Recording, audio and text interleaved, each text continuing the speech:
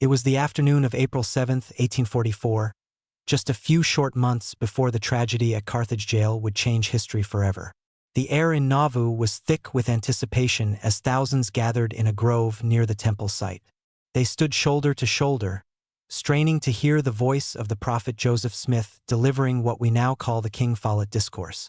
In that sermon, Joseph pulled back the curtain on the eternities more fully than perhaps any other time in his ministry. He spoke of the nature of God, the potential of man, and the profound, unbreakable link between the living and the dead. He spoke of a welding link, a connection so strong that not even death could sever it. But there is a specific nuance to this teaching that often goes unnoticed, a visual and spiritual reality that many have termed the silver thread. This thread is not merely a poetic metaphor. It is a description of the tangible, spiritual connective tissue that binds your spirit to those who came before you. It is the conduit through which love, power, and protection flow. When we speak of the sealing power, we are often thinking of future ceremonies or administrative records, but the prophet was pointing us toward a dynamic, living reality. He taught that the greatest responsibility in this world that God has laid upon us is to seek after our dead. But what we often forget is the reciprocal nature of that covenant. When we seek them, they seek us. When we turn our hearts to them, they turn their faces and their formidable spiritual power toward our homes. Today, we are going to walk through 10 specific revelations regarding this ancestral protection. These are not just theological concepts. They are the mechanics of how heaven operates in your living room. We will explore how the keys of the kingdom, restored to the earth, function as a literal hedge against the chaos of the modern world. Of these 10 truths, number 3 will likely resonate with you the most deeply, as it explains a physical sensation, a sudden, unexplained warmth that you may have dismissed as imagination, but which is actually a signature of a guardian's presence. And number 7 offers a hope so profound it has the power to heal decades of family trauma. But before we begin, I have to ask you a question that might feel a bit personal. Have you ever walked into an empty room in your house and felt, with absolute certainty, that you were not alone? Not in a frightening way, but in a way that made you pause, take a breath, and feel a sudden sense of peace settle over your shoulders? If you have already interacted with the silver thread. You have already brushed against the veil. We are going to explore what that means, supported by the testimonies of those who have lived it and the scriptures that confirm it. The first revelation we must understand is the reality of the ministering assignment. There is a prevailing misconception in the world that when our loved ones pass on, they enter a state of passive rest, playing harps on clouds or sleeping until the resurrection. This could not be further from the truth revealed through the restoration. The prophet Joseph Smith and subsequent leaders like President Joseph F. Smith made it abundantly clear that the work on the other side of the veil is far more intense, organized, and active than the work here. In his vision of the redemption of the dead, recorded in Doctrine and Covenants section 138, President Smith saw the hosts of the dead, both small and great. He did not see them sleeping. He saw them hastening. He saw them gathering. He saw them receiving instructions. Your ancestors are not merely observers of your life. They are often assigned ministers to it. The silver thread of your lineage gives them a unique right and privilege to intervene in your affairs that unrelated angels may not possess. Brigham Young taught that the spirits of the just are not far from us, and know and understand our thoughts, feelings, and motions, and are often pained therewith. Conversely, they are rejoiced when we succeed. This proximity implies a duty. Just as you would not stand idly by while your child walked toward a cliff, your righteous ancestors do not stand idly by while their posterity faces spiritual or physical danger. They have an assignment. They are part of the economy of heaven, and their jurisdiction often includes the protection of their own bloodline. Consider the experience of a woman we will call Sarah, a grandmother from Idaho who shared her story of this specific ministering assignment. Sarah had been struggling with a deep, crushing depression after the loss of her husband. Her home, once filled with laughter, felt like a tomb. One particularly dark evening, she sat in her armchair, contemplating ending her own life. The despair was a physical weight, suffocating her. Suddenly, the atmosphere in the room shifted. Sarah describes it not as a wind, but as a displacement of air, as if someone substantial had entered the room. She heard no audible voice, but into her mind came a sentence, clear and commanding, in a cadence and vocabulary that was not her own. The thought said, "Sarah, the work is not finished. Put down the burden. Go to the kitchen and bake." It was a mundane instruction, bake, but it was spoken with the specific, no-nonsense tone of her late paternal grandmother, a woman who had crossed the plains and solved every problem with hard work and food. Sarah stood up, almost involuntarily. As she moved to the kitchen, the oppressive darkness lifted, replaced by a feeling of companionship so strong she almost expected to see her grandmother standing by the oven. That intervention saved her life. It was not a random hallucination. It was a ministering assignment executed with precision by an ancestor who had the authority to step in when the silver thread vibrated with Sarah's distress. This leads us to the second revelation, which is the hedge of protection. We often pray for a hedge around our families, perhaps not realizing that this terminology has scriptural roots going back to the book of Job. Satan complained to God, "Hast not thou made an hedge about him, and about his house, and about all that he hath on every side?" In our dispensation, this hedge is constructed through the sealing power. When a family is sealed in the temple, or when we are actively seeking those ordinances for our ancestors, we are literally building a spiritual fortification around our home. The silver thread acts as the perimeter wire of this fortification. It is not just about being together forever in the future. It is about being protected together right now. The prophet Elisha understood this physics of spiritual protection. When his servant was terrified by the Syrian army surrounding them, Elisha prayed, "Lord, I pray thee, open his eyes, that he may see." The young man's eyes were opened, and he saw the mountain was full of horses and chariots of fire round about Elisha. These were not generic angels. In the economy of God, these were undoubtedly the spirits of the just, the cloud of witnesses Paul speaks of, likely connected to the covenants of Israel. When you engage in family history work, you are not just filling out charts. You are staffing the ramparts of your life. You are identifying the individuals who will stand guard. Every name you find, every ordinance you perform, adds a sentry to the hedge. We live in a world that is increasingly hostile to faith, to family, and to peace. The adversary attacks the home because the home is the laboratory of godliness. But the sealing power counters this by creating a sanctuary. This protection often manifests as a resistance to evil, a sudden disinterest in a bad habit, a feeling of repulsion toward a dangerous place, or an inexplicable delay that prevents you from being in the wrong place at the wrong time. It is the hedge doing its work. Now, we arrive at the third revelation, the one that serves as our teaser and perhaps the most tangible evidence of this connection, the signal of sudden warmth. Many of you have experienced this, though you may have lacked the vocabulary to describe it. You are going about your daily routine, folding laundry, driving to work, or sitting in a church meeting, when suddenly, a wave of physical warmth washes over you. It is often localized, perhaps starting in the chest or feeling like a warm blanket draped over the shoulders. It is distinct from the ambient temperature of the room. It is distinct from the burning in the bosom associated with the testimony of truth, though it is related. This specific sensation is often the somatic signature of a righteous spirit entering your immediate space. Why warmth? Joseph Smith taught that spirits are matter, but more fine or pure. When a being of light and glory, even the relative glory of the spirit world, draws near to a mortal body, the reaction of our coarser matter to their finer matter is often perceived as heat or energy. It is the silver thread lighting up. This warmth is usually accompanied by a sudden emotional shift. If you were anxious, you become calm. If you were grieving, you feel a sudden assurance that it is well. There is a poignant account from a man named Robert, a Vietnam War veteran who carried the invisible scars of conflict for decades. He rarely spoke of his father, who had died while Robert was deployed overseas. Robert felt a tremendous amount of guilt that he hadn't been there to say goodbye.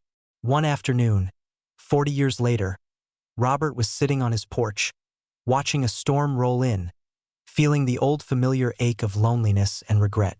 The temperature dropped as the rain began, but suddenly, Robert felt an intense, radiating heat on his right shoulder and arm. It was firm and heavy, exactly like the grip of a strong hand. It wasn't just heat, Robert later shared. It was a personality. I knew the weight of that hand. It was my dad. I knew it as surely as I know my own name. And in that heat, the guilt just evaporated. I heard no words, but the warmth said, "I am proud of you, son. We are good." The sensation lasted for perhaps a minute, then faded, leaving Robert weeping, not from sadness, but from relief. That warmth was the handshake across the veil. It was the silver thread pulsing with love. When you feel that sudden warmth, do not brush it off. Pause. Acknowledge it. Speak to it. Say, "Thank you for being here." It is a visit. The fourth revelation concerns the transfer of spiritual intelligence. Have you ever had a brilliant idea strike you out of nowhere? A solution to a complex problem at work? Or the perfect words to heal a rift with your spouse? We often credit our own subconscious, but the doctrine of the silver thread suggests another source. We believe in the communion of saints. This communion includes the transfer of intelligence. Your ancestors, having passed through mortality, now possess a perspective that is unclouded by the veil of the flesh. They see the end from the beginning. They understand the cause and effect of life's choices with perfect clarity. Through the connection of the sealing power, they can, by the permission of God, drop ideas into your mind. This is often how they protect your home, not by fighting off an intruder, but by giving you the wisdom to lock the door, or the financial insight to avoid a bad investment, or the parenting strategy that saves a wayward teen. This is the spirit of Elijah in action. It turns the hearts of the fathers to the children, and part of that turning is the imparting of wisdom. I want you to think about a time when you knew something you shouldn't have known. Maybe you knew how to fix a piece of machinery you'd never studied, or you knew exactly what was wrong with a crying infant when the doctors were baffled. This is often the legacy of your lineage. Your ancestors are invested in your success because your success is their glory. They cannot be made perfect without us, and we cannot be made perfect without them. Therefore, they share their light. This is a profound form of protection, the protection of enhanced capability. This brings us to a crucial moment in our journey today. We have covered the assignment, the hedge, the warmth, and the wisdom. We have 6 more profound truths to uncover, including the specific warning nudge that saves lives and the healing of trauma that changes history. But before we move to the 5th revelation, I want to invite you to engage with this silver thread right now. If any of these descriptions, the warmth, the sudden ideas, the feeling of presence, have sparked a memory for you, please take a moment to acknowledge it. You don't need to comment if you don't wish to, but simply hitting the like button or sharing this message is a way of saying, "I believe in this connection." It signals to the algorithm, yes, but more importantly, it signals to your own spirit that you are open to these truths. It is a small act of faith that opens the door wider. Let us press on to the 5th revelation, the warning nudge. While the transfer of intelligence helps us navigate life, the warning nudge is urgent, abrupt, and protective. It is the spiritual equivalent of a siren. The Holy Ghost is the primary source of warning, of course, but the Lord often utilizes our ministering ancestors to deliver these messages because we recognize their voice. We are tuned to their frequency. The silver thread is a dedicated line for emergency communications. This nudge often defies logic. It is the impulse to take a different route home. It is the sudden hesitation to sign a contract. It is the overwhelming feeling to check on a sleeping child who appears fine. These nudges are the ancestors shaking the silver thread violently to get our attention. Consider the story of Maria, a mother of 3. She was driving on a highway she had traveled 1,000 times. It was a clear day. Road conditions were perfect. She was listening to the radio, humming along, when suddenly, a mental image flashed in her mind. Her grandfather's face, stern and alarmed. Simultaneously, she felt a physical compulsion to move her foot from the gas to the brake. There was no obstacle in front of her. Logic screamed that she should maintain speed. but the presence of her grandfather was so intense that she obeyed. She braked hard, slowing from 65 to 40 miles per hour. Seconds later, a truck in the oncoming lane blew a tire, swerved across the median, and smashed into the space exactly where Maria's car would have been had she not slowed down. The debris showered her hood, but she and her children were untouched. As the car came to a stop, the stern feeling vanished, replaced by a wash of trembling gratitude. That was not luck. That was the silver thread used as a lifeline. The protection of your ancestors is often proactive. They see the danger before it crests the hill of time, and they send the signal. The key for us is to learn to trust that illogical, sudden impulse. The sixth revelation is the silver thread of belonging. In our modern world, we are facing an epidemic of loneliness and identity crises. People feel untethered, drifting in a sea of relative truth. The sixth way your ancestors protect your home is by providing a root system. Protection is not just about safety from accidents. It is about safety from despair. It is about safety from the feeling of insignificance. When you discover your ancestors, when you learn their stories of resilience, faith, and survival, you realize you are part of a narrative much larger than yourself. You are the current chapter in an epic novel. This knowledge acts as a psychological and spiritual shield. When you fail, you know you come from stock that survived famines and wars.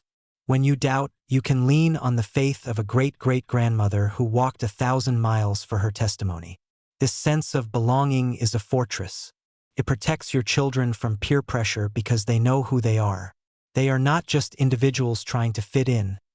They are the representatives of a noble house. This is why the silver thread is so vital.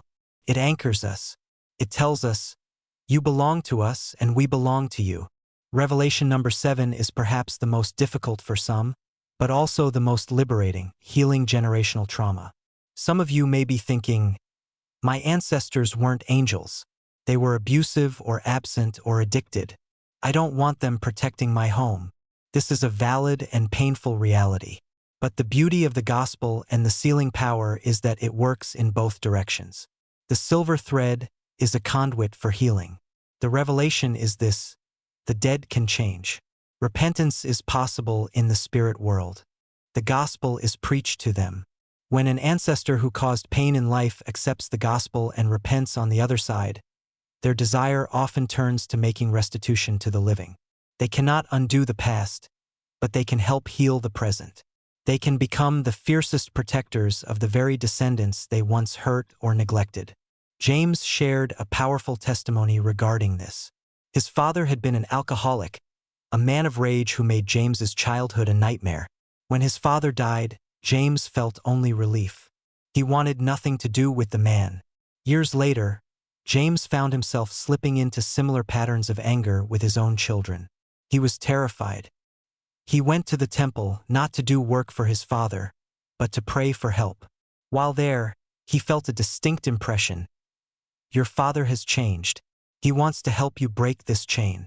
It was a struggle, but James decided to perform the temple work for his father. He described the experience as a spiritual surgery. As he participated in the ordinances, he felt a heavy, dark mass leave his chest.